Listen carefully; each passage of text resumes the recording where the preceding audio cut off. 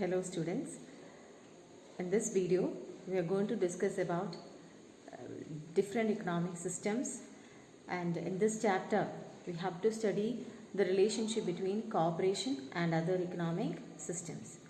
This video will focus on the features of capitalism as an economic system. The economic system. What is an economic system?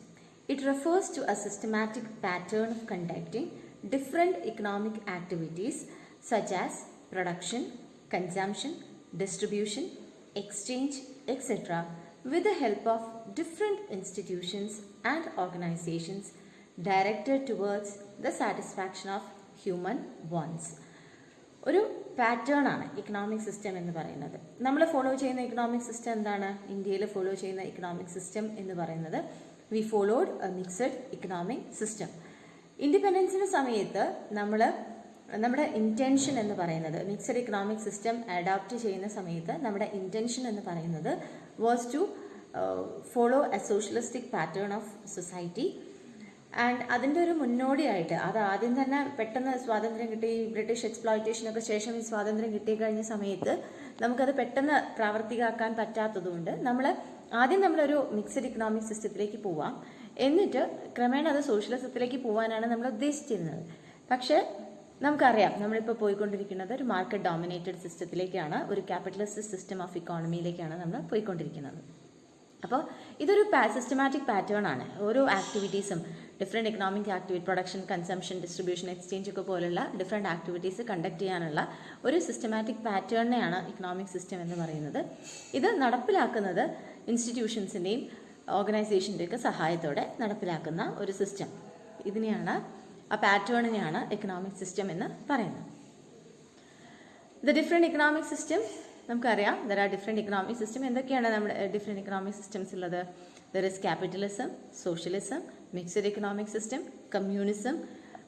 ഇങ്ങനെ ഒരുപാടല്ല 3-4 economic systems ഉണ്ട്, which is very familiar. കൂടുതൽ Nations follow ചെയ്യുന്നതായിട്ടുള്ള ഇത്രയും economic systems ആണുള്ളത്. അതിനകത്ത് first one ആയിട്ടുള്ള capitalistic സിസ്റ്റത്തിനെ കുറിച്ചാണ് നമ്മൾ ഈ വീഡിയോയിൽ കൂടുതലായിട്ട് ഫോക്കസ് ചെയ്യുന്നത്. എന്താണ് ക്യാപിറ്റലിസ്റ്റ് സിസ്റ്റം എന്ന് പറയുന്നത്? This is the predominant economic system in the world today. ഏറ്റവും കൂടുതൽ രാജ്യങ്ങളിലുള്ളത് ക്യാപിറ്റലിസ്റ്റ് സിസ്റ്റമാണ് ഫോളോ ചെയ്യുന്നത്. In this the capitalist privately owned and distributed. Private partnership, private ownership എന്നുള്ളതാണ് ഇതിൻ്റെ പ്രധാനപ്പെട്ട ഫീച്ചർ എന്ന് പറയുന്നത്. The distribution mechanism is left to the market. The distribution mechanism is left to the market to allocate the resources with the emphasis being on efficient allocation of capital. അവിടെ ആരാണ് ഈ മാർക്കറ്റിൽ ഇതിൻ്റെ മുൻകൈ എടുക്കുന്നത് എന്നുള്ളതിന് സിഗ്നിഫിക്കൻസ് ഇല്ല. ഇഫക്റ്റീവായിട്ട് ക്യാപിറ്റൽ അലോക്കേറ്റ് ചെയ്യണം എന്നുള്ളത് മാത്രമാണ് ഇതിൻ്റെ ലക്ഷ്യം. ഇനി നമ്മൾ എന്തൊക്കെയാണ് ഫീച്ചേഴ്സ് ഓഫ് ക്യാപിറ്റലിസം എന്ന് നോക്കാം. First is private property and freedom of ownership. ക്യാപിറ്റലിസത്തിൻ്റെ ഏറ്റവും വലിയൊരു പ്രോബ്ലം എന്ന് പറയുന്നത് പണക്കാരൻ എപ്പോഴും പണക്കാരനായിട്ടും പാവപ്പെട്ടവനായിട്ടും നിൽക്കും എന്നുള്ളതാണ്. പ്രൈവറ്റ് പ്രോപ്പർട്ടി ഉണ്ടാവും, individuals can on their own property. ആ ഫ്രീഡം ഓഫ് ഓണർഷിപ്പ്, എൻ്റെ സ്ഥലം എനിക്ക് ഓൺ ചെയ്യാനും എൻ്റെ മരണത്തിന് ശേഷം എൻ്റെ കുടുംബത്തിന്, എൻ്റെ മക്കൾക്ക് അത് കിട്ടാനുള്ള ആ ഓണർഷിപ്പ് റൈറ്റ് എന്ന് പറയുന്നത് ക്യാപിറ്റലിസ്റ്റിക് സിസ്റ്റത്തിൻ്റെ ഭാഗമായിട്ടുള്ളതാണ്. This is the first feature of capitalism. A capitalist economy is always having the institution of private property. ഇത് എൻ്റെ സ്ഥാപനം, എൻ്റെ വീട് എന്നൊക്കെ പറയുന്നത് ആ ഓണർഷിപ്പ് അത് നമ്മൾ കൂടുതലായിട്ട് അതിനകത്ത് വ്യത്യാസം എന്താണെന്ന് മനസ്സിലാവുക നമ്മൾ സോഷ്യലിസത്തിനെ കുറിച്ച് പറയുമ്പോഴാണ്. അവിടെ എല്ലാ മീൻസ് ഓഫ് പ്രൊഡക്ഷനും owned and managed by state ആണ് അവിടെ സുപ്രീം അതോറിറ്റി എന്ന് പറയുന്നത്. ഇൻഡിവിജ്വൽസിന് ഒരു റോളും ഇല്ല. Whatever is prescribed by the state, the individuals, the human beings will have to follow. An individual can accumulate property and use it according to his will. അയാൾക്ക് എത്ര വേണമെങ്കിലും സ്വത്ത് സമ്പാദിക്കാം, എനിക്ക് എത്ര വേണമെങ്കിലും സ്ഥലം വാങ്ങിച്ചു കൂട്ടാം, ബിൽഡിംഗ് വാങ്ങിച്ചു കൂട്ടാം, എല്ലാം ചെയ്യാം. അതെൻ്റെ താല്പര്യത്തിനനുസരിച്ച്. ലീഗലി ശരിയാവണമെന്ന് മാത്രമേ ഉള്ളൂ. അതായത് ലീഗൽ ലോസിന് അഗൻസ്റ്റ് ആയിട്ട് ക്രിമിനൽ ആക്ടിവിറ്റിക്കൊന്നും ഉപയോഗിക്കരുതെന്ന് മാത്രമേ ഉള്ളൂ. ബാക്കിയൊക്കെ എൻ്റെ ഇഷ്ടത്തിന് എനിക്കത് വേണമെങ്കിൽ പൂട്ടിയിടാം, അല്ലെങ്കിൽ വേറെ എന്തെങ്കിലും ചെയ്യാം. There is no problem in doing so. Government protects the right to property. ഇപ്പോൾ എൻ്റെ സ്ഥലത്ത് വേറൊരാൾ കൈയേറെ ഗവൺമെൻറ് എനിക്ക് സപ്പോർട്ട് ചെയ്യും. കാരണം അവിടെ പ്രൈവറ്റ് പാർട്ട്ണർഷിപ്പ്, പ്രൈവറ്റ് ഓണർഷിപ്പ് എന്ന് പറയുന്നത് അലൗഡാണ് ക്യാപിറ്റലിസത്തിൽ. അതുകൊണ്ട് തന്നെ ആൾക്കാരുടെ പ്രോപ്പർട്ടി പ്രൊട്ടക്റ്റഡും ആണ്. Government will take initiative in protecting the right to property. After the death of every person his property goes to his successor. അതാണ് ഞാൻ പറഞ്ഞത്. അപ്പം എൻ്റെ മരണത്തിന് ശേഷം എൻ്റെ കുട്ടികൾക്ക് എൻ്റെ പ്രോപ്പർട്ടി സ്വമേധയാ വന്നു ചേരും. അതല്ലാതെ സ്റ്റേറ്റ് അത് എടുക്കുന്ന ഒരു അവസ്ഥ ഉണ്ടാവില്ല. Next is price mechanism. ഈ ക്യാപിറ്റലിസ്റ്റിക് സിസ്റ്റത്തിലെ പ്രൈസ് മെക്കാനിസം എന്ന് പറയുന്നത് ഗവൺമെൻറ് കൺട്രോൾഡ് അല്ല. Demand and market forces will determine the price. This type of economy has a freely working price mechanism to guide consumers. ആരുടെയും ഇൻഫ്ലുവൻസ് ഇല്ലാതെ, ഗവൺമെൻറ്റിൻ്റെയോ വേറെയുള്ള institution ഏജൻസീസിൻ്റെ ഒന്നും influence ഇല്ലാതെ വർക്ക് ചെയ്യുന്ന ഒരു മെക്കാനിസമാണ് പ്രൈസ് മെക്കാനിസം ഈ capitalistic economic സിസ്റ്റത്തിലുള്ളത്.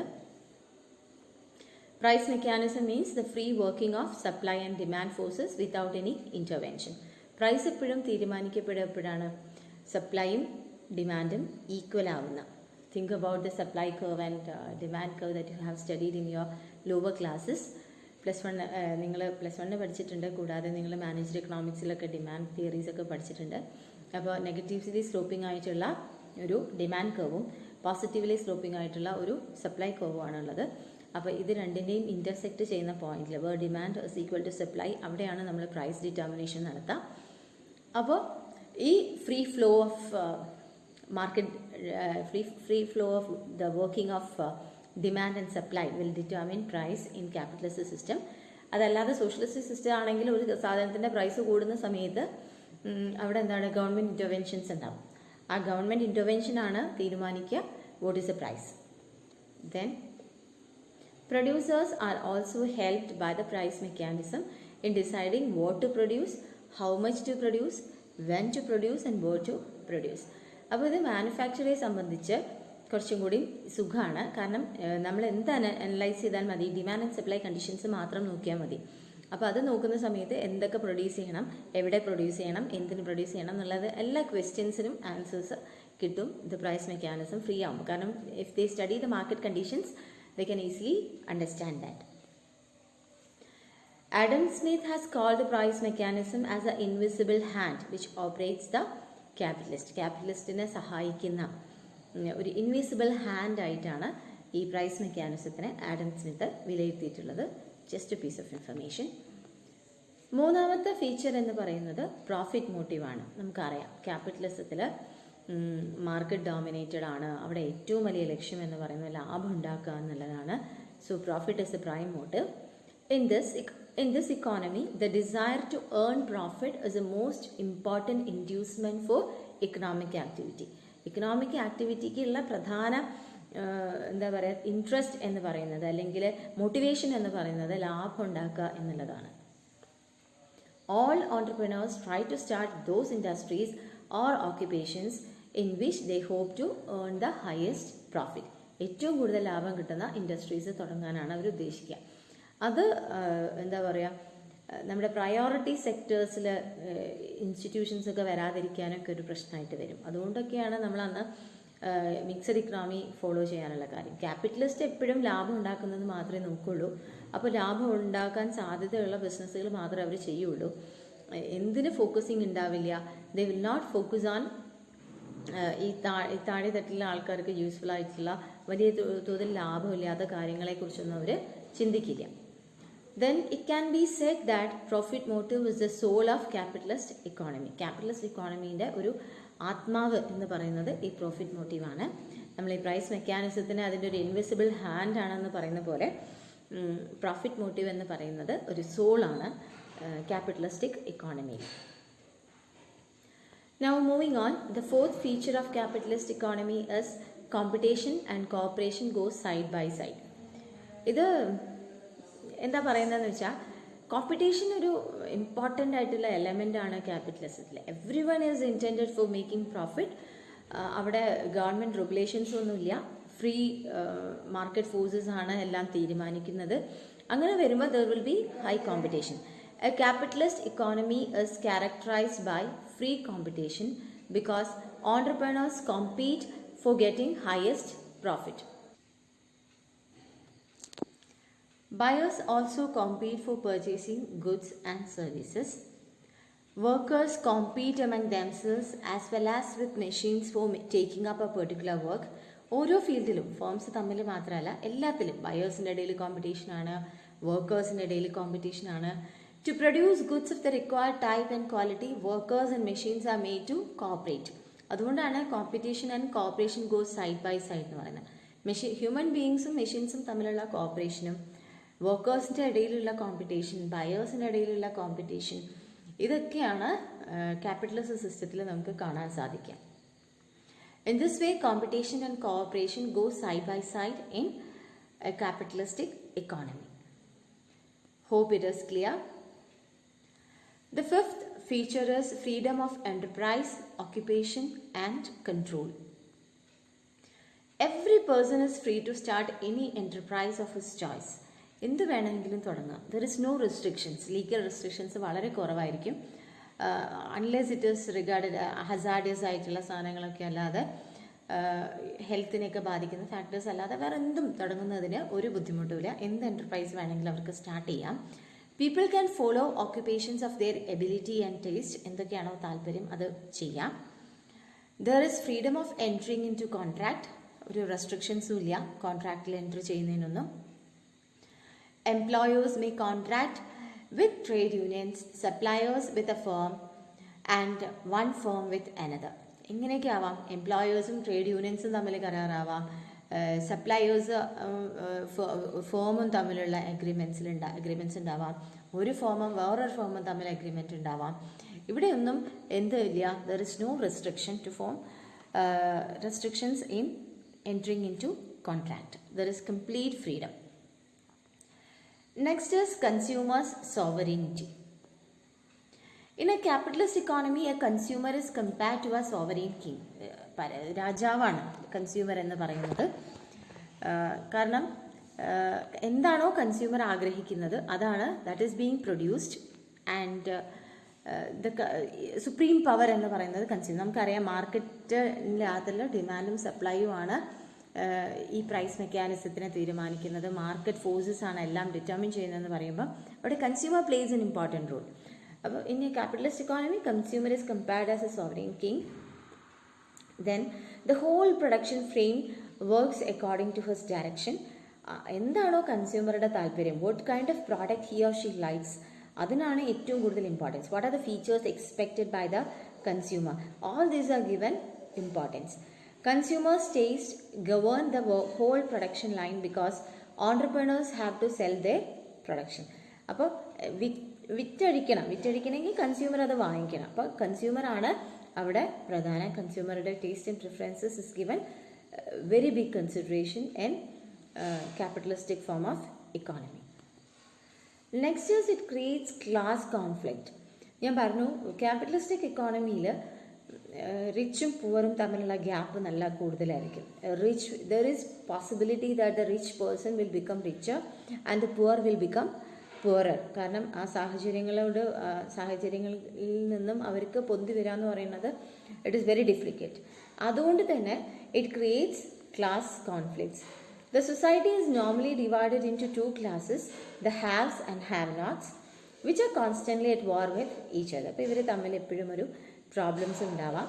Conflict between labor and capital is found in almost all capitalistic countries. ഈ ലേബറും ക്യാപിറ്റലും തമ്മിലുള്ള ഒരു കോൺഫ്ലിക്റ്റ് എന്ന് പറയുന്നത് എല്ലാ ക്യാപിറ്റലിസ്റ്റിക് കൺട്രീസിലും ഉള്ളതാണ്. Then limited role of government.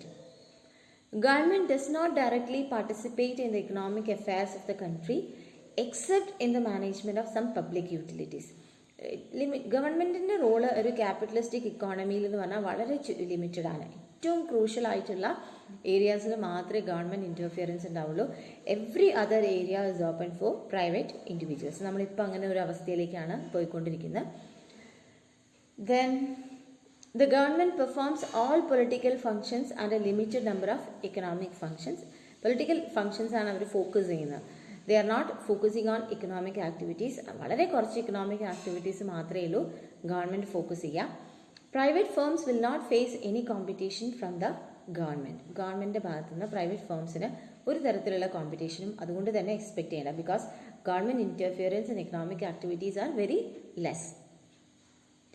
Next is unequal distribution of income and wealth. Sure ആണല്ലോ, ഹാവ്സും have നോട്ട്സും ഉണ്ടാകുന്ന സമയത്ത്, റിച്ചും പുവറും ഉണ്ടാകുന്ന സമയത്ത്, and the gap between the rich and poor is widened. The conditions are conducive for creating inequalities. ക്യാപിറ്റലിസ്റ്റിൻ്റെ conditions പറയുന്നത് ആർക്ക് വേണമെങ്കിൽ എത്ര വേണമെങ്കിൽ സ്വത്ത് സമ്പാദിക്കാം, അവർക്ക് അത് അവരുടെ ഇഷ്ടം പോലെ വിനിയോഗിക്കാം എന്നൊക്കെ പറയുന്ന സമയത്ത് അത് പണക്കാരനും പാവപ്പെട്ടവനും തമ്മിലുള്ള ഗ്യാപ്പിനെ വർദ്ധിപ്പിക്കുകയാണ് ചെയ്യുക. Then capitalist believes in the theory of survival of the fittest. അവിടെ ഏറ്റവും എന്താ പറയുക, ആപ്റ്റ് ആയിട്ടുള്ള തിയറി എന്ന് പറയുന്നത് സർവൈവൽ ഓഫ് ഫിറ്റസ്റ്റ് ആണ്. ഏറ്റവും ഫിറ്റായിട്ടുള്ള, ഏറ്റവും ലാഭം ഉണ്ടാക്കാൻ സാധിക്കുന്ന ആൾ, ഏറ്റവും പണക്കാരനായിട്ടുള്ള ആൾ, അയാളാണ് അവിടെ സർവൈവ് ചെയ്യുക. Survival of fittest. Then next is exploitation. ഇതൊക്കെ ഉണ്ടാകുമ്പോൾ നമുക്ക് ഒബ്വിയസ്ലി പറയാം there will B exploitation.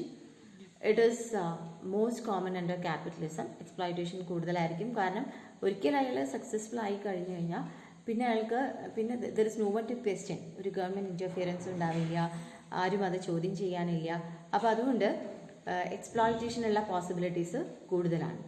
Capitalists take advantage of weak bargaining power of workers and exploit them in a number of ways. ഈ എംപ്ലോയീസിന് ഞാൻ പറഞ്ഞല്ലോ, ഫേംസും പിന്നെ ട്രേഡ് യൂണിയൻസും ഒക്കെ തമ്മിൽ എഗ്രിമെൻ്റ് എത്തും. അപ്പോൾ അതുകൊണ്ട് തന്നെ ഇവരുടെ ബാർഗെയിനിങ് പവർ എന്ന് പറയുന്നത് ഭയങ്കര വീക്കായിരിക്കും. Weak bargaining power of workers and exploit them in a number of ways. എക്സ്പ്ലോയിറ്റേഷനുള്ള സാധ്യതകൾ കൂടുതലാണ്. They become rich at the cost of the poor. Then next is philosophy. Capitalism preaches individualistic philosophy. Capitalism highlight ചെയ്യുന്ന, uphold ചെയ്യുന്ന philosophy എന്ന് പറയുന്നത് individualistic ഫിലോസഫിയാണ്. വ്യക്തികൾക്കാണ് അവിടെ importance, ഇൻഡിവിജ്വലിനാണ് importance. അവിടെ പിന്നെ എന്താ പറയുക, ആരാണോ സക്സസ്ഫുൾ ആയിട്ടുള്ള ഇൻഡിവിജ്വൽ, അല്ലെങ്കിൽ ഞാൻ എന്നുള്ളൊരു കോൺസെപ്റ്റിനാണ് അവിടെ കൂടുതൽ ഇമ്പോർട്ടൻസ്. ഇതാണ് individualistic philosophy. So people are self centred, കുറച്ചും കൂടി സെൽഫ് സെൻറ്റേർഡ് ആണ്. അവരാരും they are not bothered about their fellow beings. അവരുടെ കാര്യങ്ങൾ മാത്രമായിരിക്കും ഫോക്കസ് ചെയ്യുന്നുണ്ടാവാം. Then considerations. Capitalism always works for the sake of material gains. Human welfare is subordinated to profit motive. നമ്മൾ പറഞ്ഞൊരിക്കുക profit മോട്ടീവാണ് capitalist സിസ്റ്റത്തിലുള്ള ഏറ്റവും വലിയ motive എന്ന് പറയുമ്പോൾ തന്നെ അവരുടെ കൺസിഡറേഷൻ എന്ന് പറയുന്നത് എന്താണ്, അവിടെ ഹ്യൂമാനിറ്റിയോ എംപതിയോ സിമ്പതിയോ ഒന്നും എക്സ്പെക്റ്റ് ചെയ്യേണ്ട. അവരുടെ ഫോക്കസിങ് എന്ന് പറയുന്നത് എപ്പോഴും എന്തായിരിക്കും, ലാഭം ഉണ്ടാക്കുക എന്നുള്ളതായിരിക്കും അവരുടെ ഫോക്കസിങ്. അപ്പോൾ അതുകൊണ്ട് തന്നെ human welfare is subordinated to the profit motive. This is all about the features of capitalism as an economic system. Next day we will come up with socialism and its features. Thank you.